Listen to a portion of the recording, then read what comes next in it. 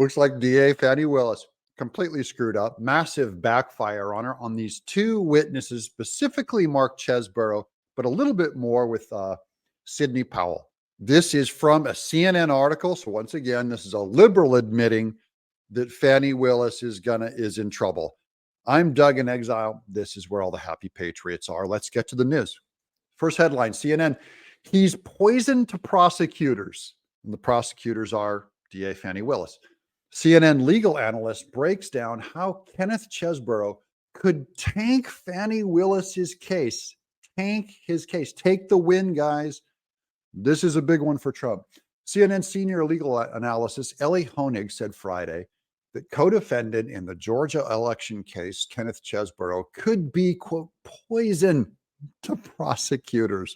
What's all this about? Well, Cheseboro struck a plea deal with Fulton County District Attorney, so we already knew about this, Fani Willis. This is back in October, pleading guilty to one felony count of conspiracy to commit filing false documents. Prosecutors dropped 6 other felony charges he was originally indicted on, so innocent. Quote, it may well be that Cheseboro is not able to say, I ever spoke directly with Donald Trump. This is why Sidney Powell's the bigger threat, by the way, because Cheseboro never spoke directly to Trump. But by saying, yes, there was this conspiracy, there was this agreement between me and others to commit a crime, that does implicate other people. But I do think that Sidney Powell is the bigger threat to Trump because we know that she had direct contact with Trump. That's the only reason why she's the bigger threat. So if I was Trump, I'd be primarily worried about Powell, secondarily about Cheseboro. Now, here's where it all gets a little bit, I know this is getting a little in the deep woods, and I'm sorry, I'll try and unpack it for you. Sidney Powell is a true believer. So is Cheseboro. Ultimately, Fani Willis does not want them to say this in court because it lends credibility to Trump that they say, no, he's right. So even though they plea dealed out, they never reversed and said what they needed them to say against Trump. So watch this. Quote, but this is important. Kenneth Cheseboro will never take the stand.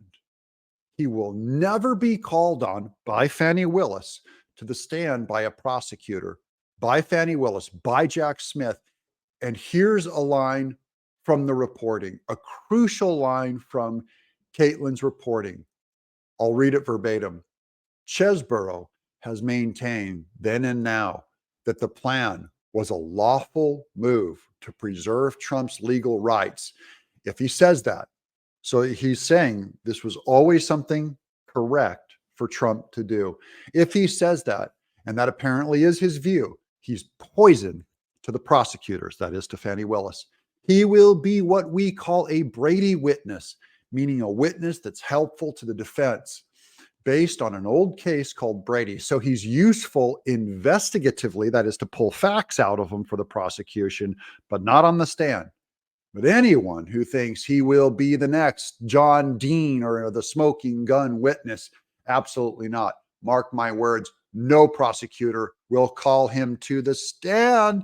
Here's where they're wrong on this, because the defense can find an excuse to call him to the stand and get everything they need him to say from him. So this is a huge loss for Fani Willis. This is going to backfire on her. The defense is going to call up Cheseboro and Sidney Powell. First of all, they're true believers.